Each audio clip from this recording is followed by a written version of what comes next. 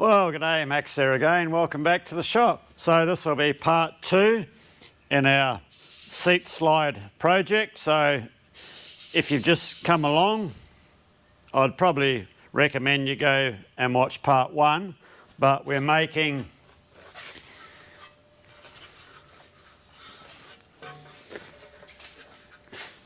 this I-beam shaped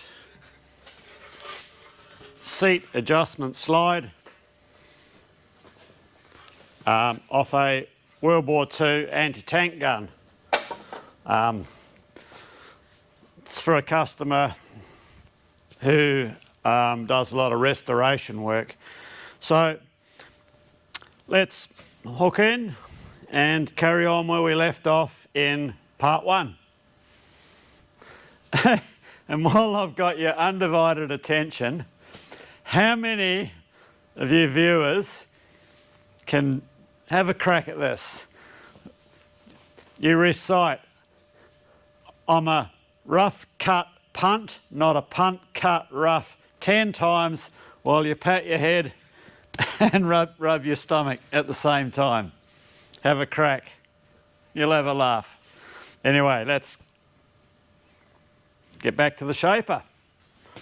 Right, now at the end of the video I'll cover a few comments and a couple of other points about the shaper.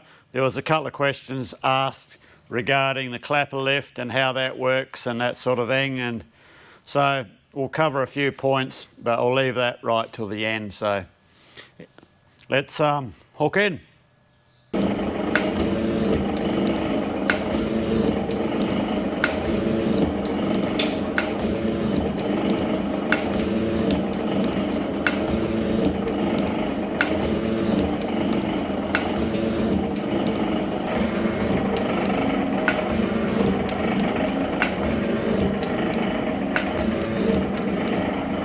So I'm just going to take a 0.5mm finishing cut across this now. So we'll do that at 56 strokes a minute, a bit quicker.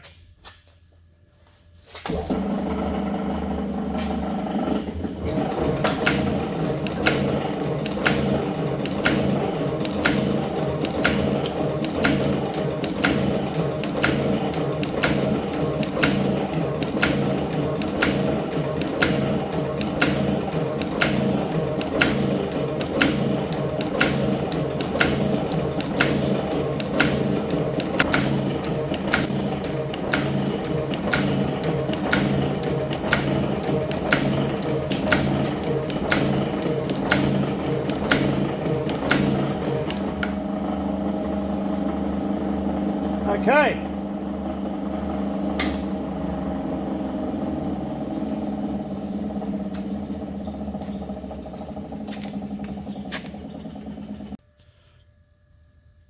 That's come up all right, so I'll get this deburred and flip her over and I'll do the other side.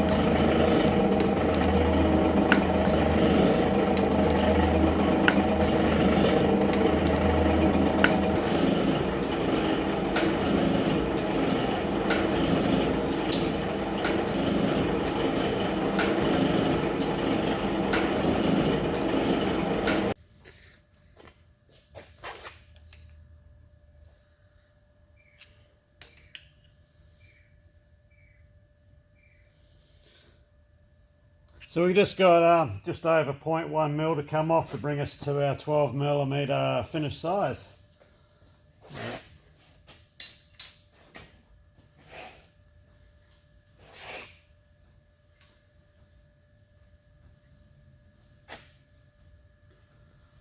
Last cut.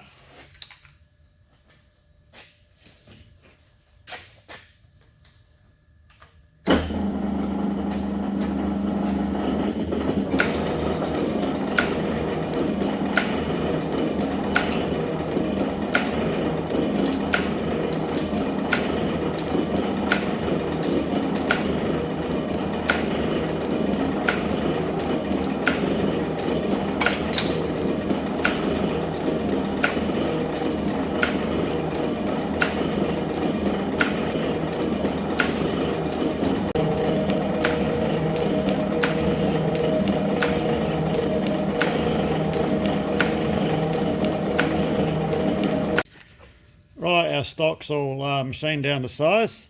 So this is the profile now. We have to take it. So we've got some cutouts to do in our part. So I think I'll mark this out with some marking layout fluid and a scriber. And we're just going to work to scribe lines on this part. As being only a seat slide, it will be fine.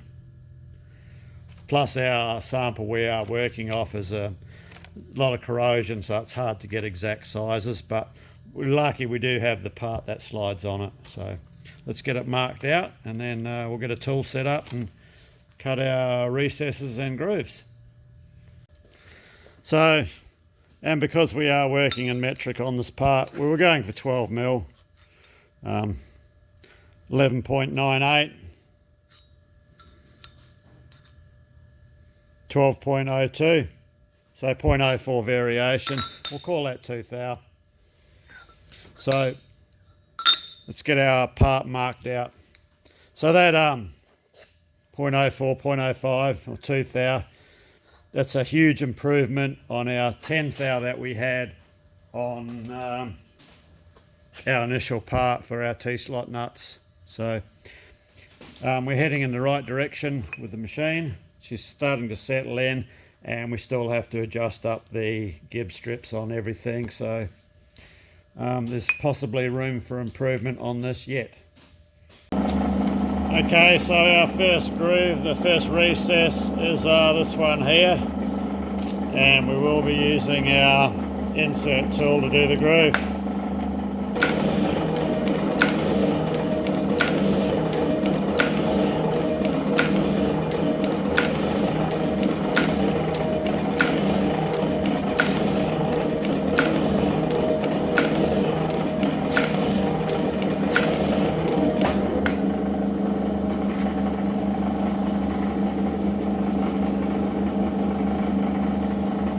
Looks pretty good for that one. I think we just could have come a fraction further on this one, so I'll go back across.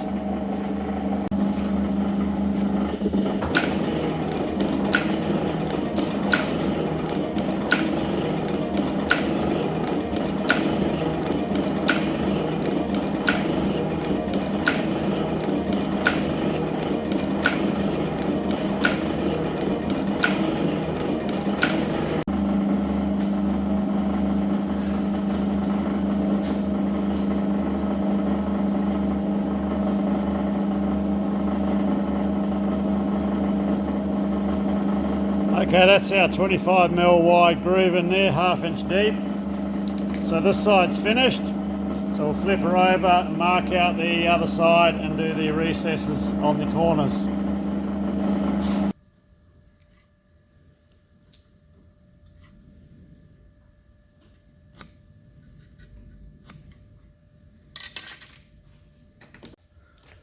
Okay, we have to bring the centre section down to a depth of 4 millimeters, and we've got our scribe lines there that we're going to work to.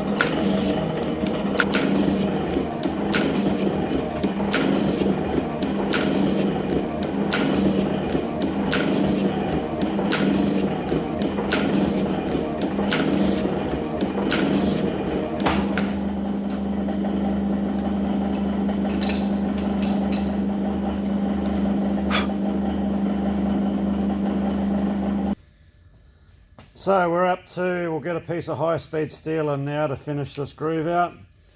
It's a piece I just ground up earlier on today. So we'll get this set up, and this tool we can work it in either direction. The insert tool that we used for roughing out did the job okay. We'll have a bit of a discussion with this at the end of the video as well, because yeah, we'll wait till the end of the video. So we're just checking to make sure the flat on our tool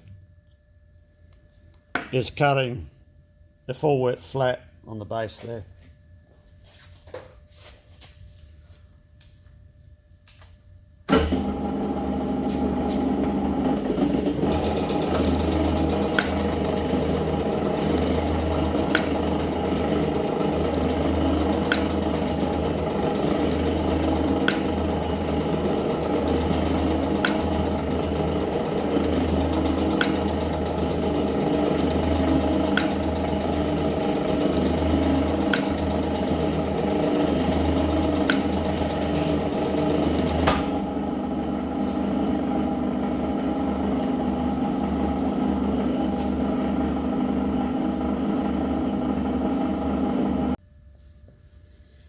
So it looks like we're getting close enough to a full width of what we require. So we can continue. It's just a light cut we have to take across here. What we can do is just blue up the sides, either side.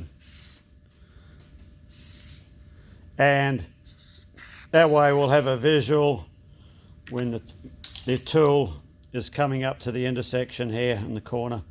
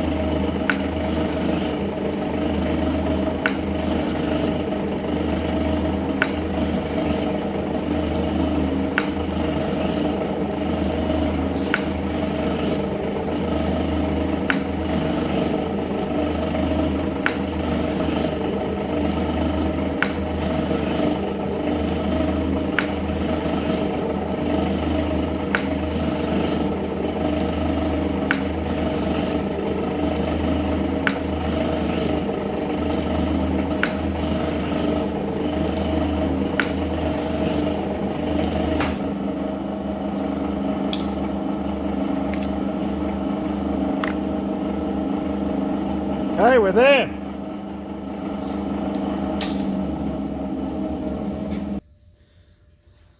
Right, so we've got these other grooves, or not really a groove. It's more like well, half a slot, a step to machine in. Let's get set up for that.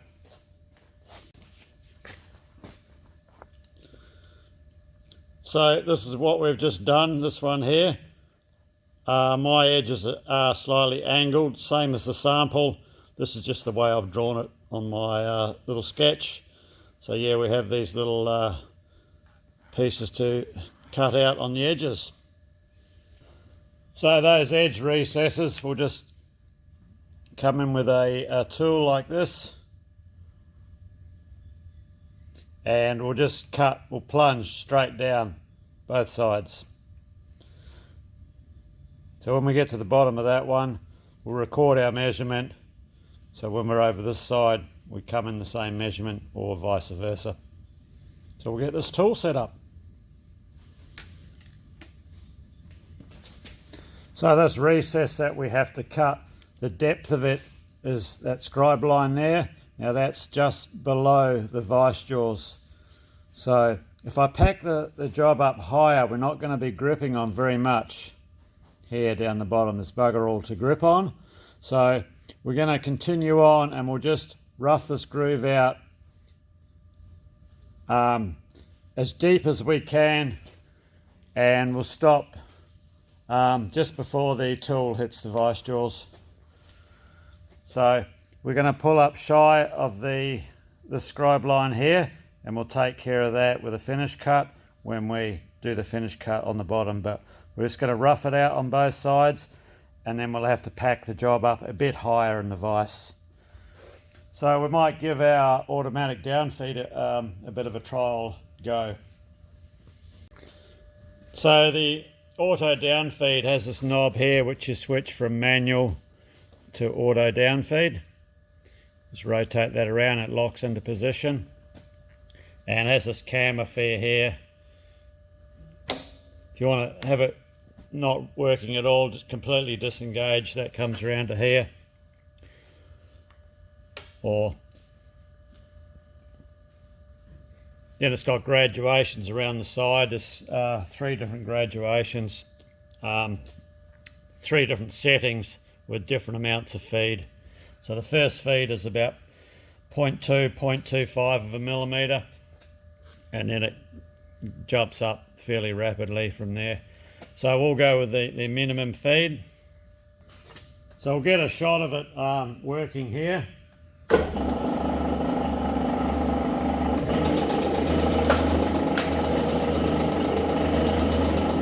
we engage it.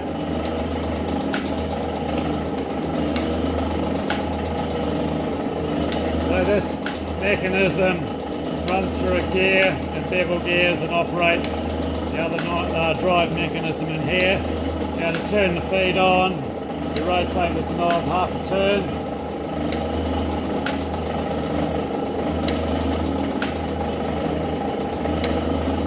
And we are slowly feeding.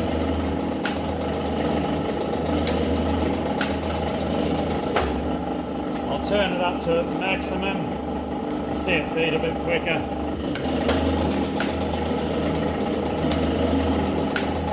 We'll go round and round.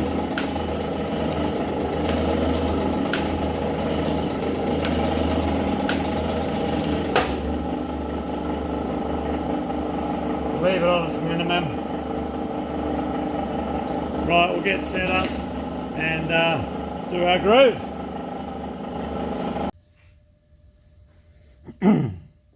So if you want to make sure your tool's relatively square to the work, I do it like this. The Sharpie marker on the ruler, just light thumb pressure down on the tool. Just drag the ruler back. Have a look at the imprint, what it's. And see we're not too far off there, so we'll let that go. Quick, easy way. Right, let's cut this groove.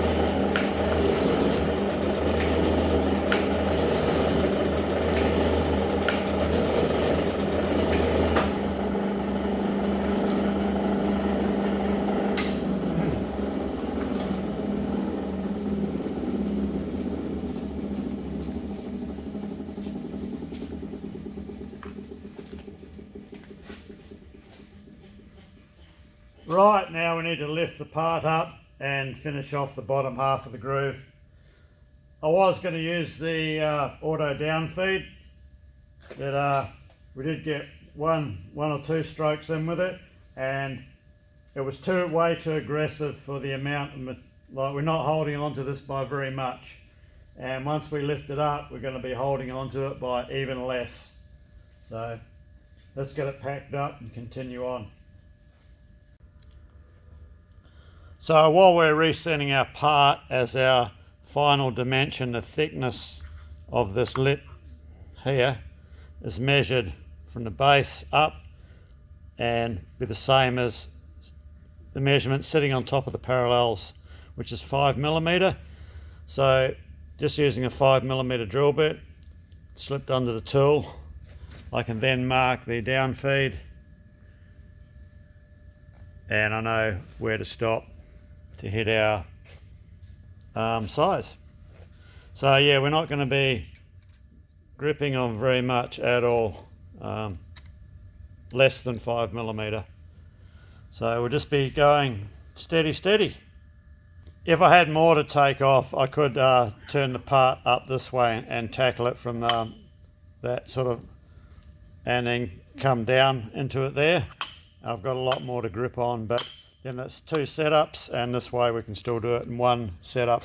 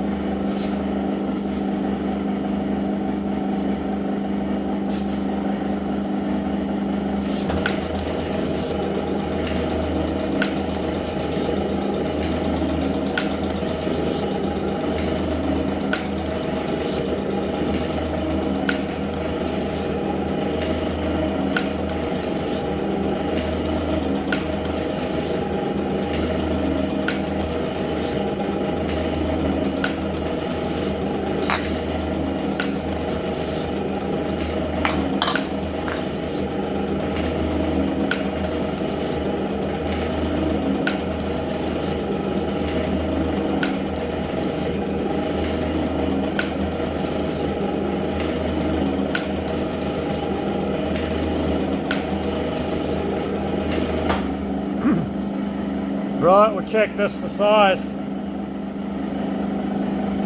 So we need to finish this off the final size now. So we've got approximately 0.5mm to come off this face. So we'll take a cut down and get a measurement, and then we can confirm how much we need to take off for the final cut.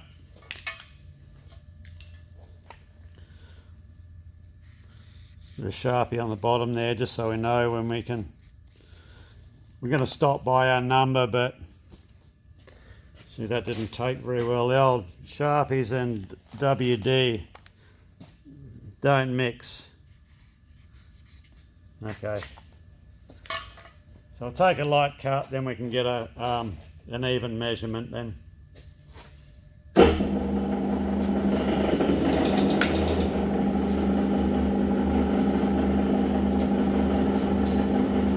So we know we need to take 0.5mm, so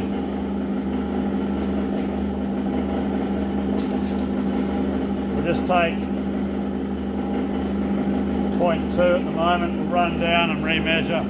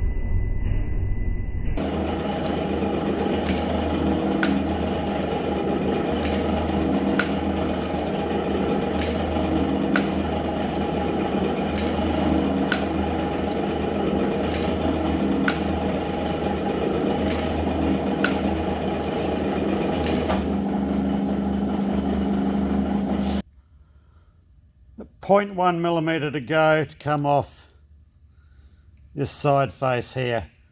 Then that side's finished. The next side will be exactly the same, so I'll do that off camera and then we'll come back.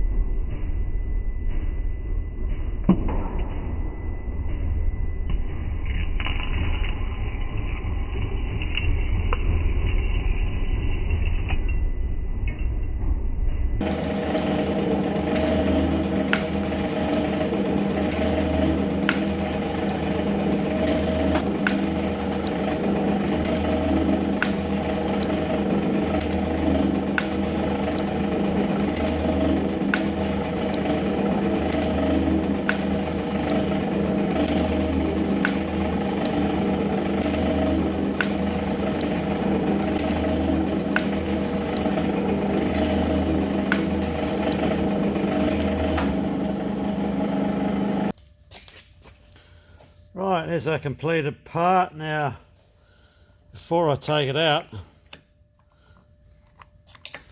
I have a test fit.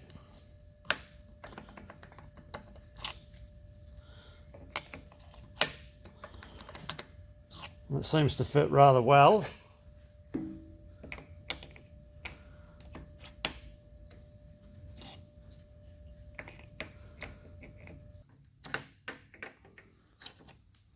Yeah, I think now we're safe to take our part out.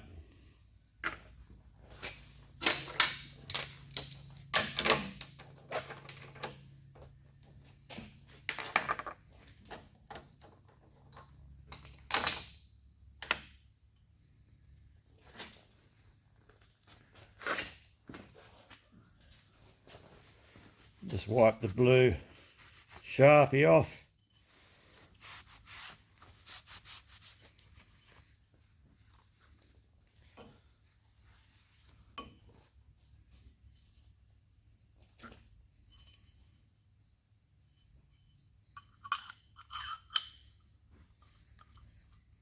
So, oh, excuse me.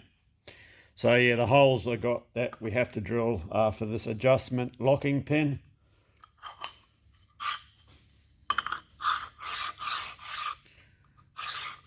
It fits really good, nice. Right, I'll get the holes done next. Then we'll have our part complete. Right, so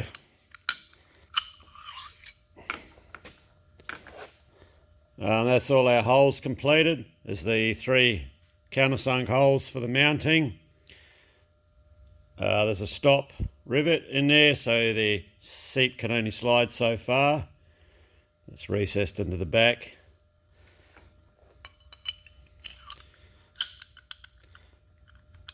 So you have to lift the lock and it locks in. Holds the seat in place. So I had a couple of questions and comments on the last video and a couple of things I just want to run through. So we'll swivel the camera around and we'll go through them. So I only had one minor malfunction that I didn't catch on camera, and this is this line here. What happened there was, I don't know if you noticed through the video, there's a couple of shots of me just eyeballing the tool height with a straight edge, just when I'm setting another cut, things like that. And what had happened, because of the clapper lift of the strokes back, you can see the clapper's not quite seated back. The clapper lift is holding it out. So yeah, that caused a bit of a miscalculation in the tool height. So that's all right, you get that. It's only a minor imperfection, and it's on the underside. So the other one that I wasn't sure on, I had to guess, was the GPM. I just assumed it was strokes per minute, and if you translate to Portuguese, it's gulps per minute. That's if I've pronounced gulps correctly. I'm not sure, but that's what that is, and it does relate to strokes per minute. So that was an easy one. So the other little one I wanted to briefly touch on was the downfeed here. So sometimes, obviously, not locking the downfeed tight enough. When I was playing around on that piece of steel for our T-nuts, was having an issue with carbide tooling, and the issue, if you remember when I mentioned it earlier, was I was getting a large taper variation in the part from one end to the other. Now I put it down to gibs out of adjustment and things like that. That will be due to part of it because of the increased tool pressure with the carbide tool. The other thing I did pick up on was when you set your cut. Now this is something I knew about but completely forgot about, and only sprang back to memory again after watching Adam Booth the other night on his shaper. He was taking his cuts and then taking the backlash out. So you come down, take your cut, lock your slide and remove your backlash, and that stops the tool sucking the slide down. So this has got 0.25 millimeters of backlash in it, and yeah, that's what will happen. If you don't, when you go to take your next cut, you'll feel a little bit of backlash before the cut adjustment takes up. So that would have been for sure adding to the taper I was getting in that first initial part. So also in the last shot, you would have picked up on it maybe. You'll see the picture drifting slightly from side to side like you're in a boat. That's a setting on my camera I've not been able to nail down yet, so over the next probably week, hopefully, if I get time. I'm working 7 days a week at the moment. Big push on an engine rebuild at work to get that out. So tomorrow's Sunday and I'll be working all days tomorrow. So, but anyway, when I get time, I'll sort it. Yeah, the picture drifting side to side. It's a setting on my phone which I have to nail down and find out what it is, as I've been using my phone quite a bit lately on the videos because it gives a good picture. It sounds okay when it's, when everything's behaving itself, it works fine. Now, the start of this video, I started filming with the GoPro and the Rode mic. Now, the GoPro behaved itself, but the Rode mic didn't. What happens, it'll record a low volume on one channel and normal on the other. Now last time that happened, I had to log into Rode Central and it reset the things and then it was fine, but I don't want to be buggering around doing that all the time. So yeah, that's that one. I've got a list here. In this video, I was going to use the auto downfeed. I did at the end with a light cut, but when we were hogging it out, the bulk of it, the auto downfeed was a bit too aggressive as we were only gripping on a very short area of the part. So I opted to bail out of that and just go gently with the hand feed. And Well, we didn't throw the part out the vise, so we'll call that one a win.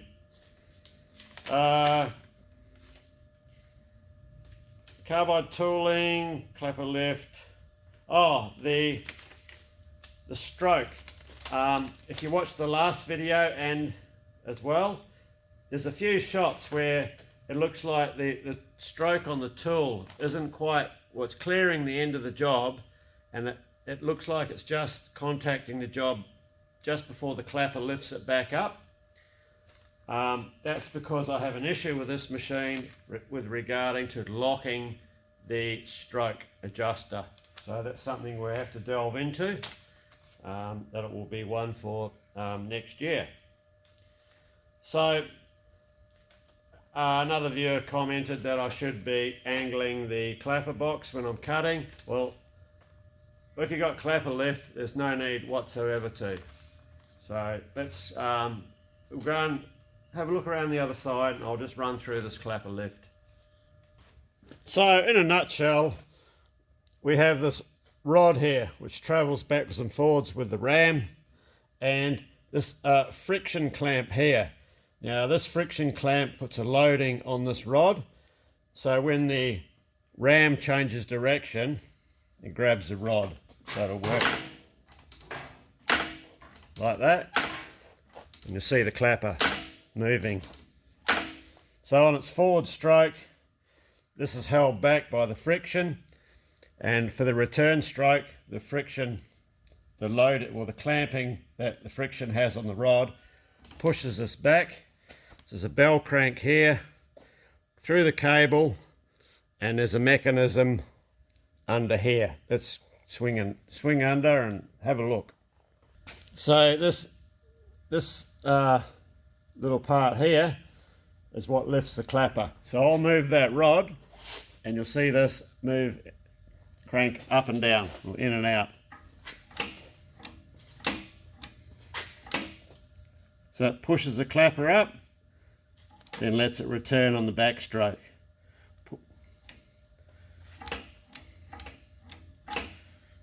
Or the other way around. Pushes it up on the backstroke, sorry, and lets it return for the cut stroke. So that's how the clapper lift works. So as far as my thoughts on carbide tooling and the shaper, well, the jury's actually not out yet. We were using this tool, and on a light cut performed fine.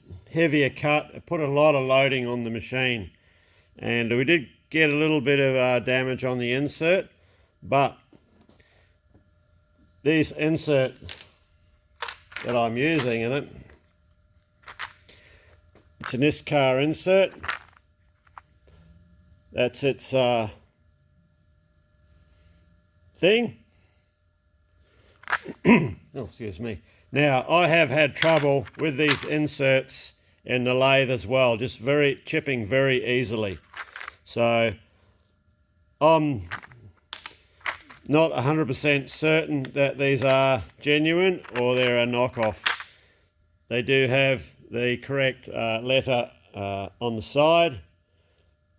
Whether that's in the correct lettering format, I'm not sure. So, yeah, as I said, ISCAR are normally a very good insert, and I've had trouble with these chipping in the lathe, just on basic mild steel. So, the jury's still out. However, next time we try carbide in the lathe, we'll be using this Dorian insert. It's a CNMG insert. That's its thing, and that's what it is. These I have found are a bulletproof insert. Obviously that last one's not one. Over the last 3 years, one insert's in, well, I haven't wrecked one of these inserts yet, and these are my go-to insert for hardened steel. Yeah, that's what I use them on, hardened steel, interrupted cuts. The worst you can throw out an insert, I've thrown at these, and these are survivors. So we will be trialling these in the Shaper too. So like Braze Carbide tooling, I don't think I'd be willing to take the chance on Braze Carbide. On okay for a light cut, but yeah, I'd expect it to chip away quite bad. I know there's different grades of brazed, the carbides on brazed tooling, but for the effort for regrinding them, I don't really think it's worth it. All in all, you know, the old high-speed steel will still provide the best option all round. But we will be trying these inserts when I have another job to do in here coming up. So anyway, that's my thoughts so far on carbide tooling in the Shaper. Well, okay, yeah, there'll be a couple of points that I would have forgotten about. Our first job for the Shaper has come up quite well, considering it was a good shakedown for the machine, and we learnt a lot about the machine.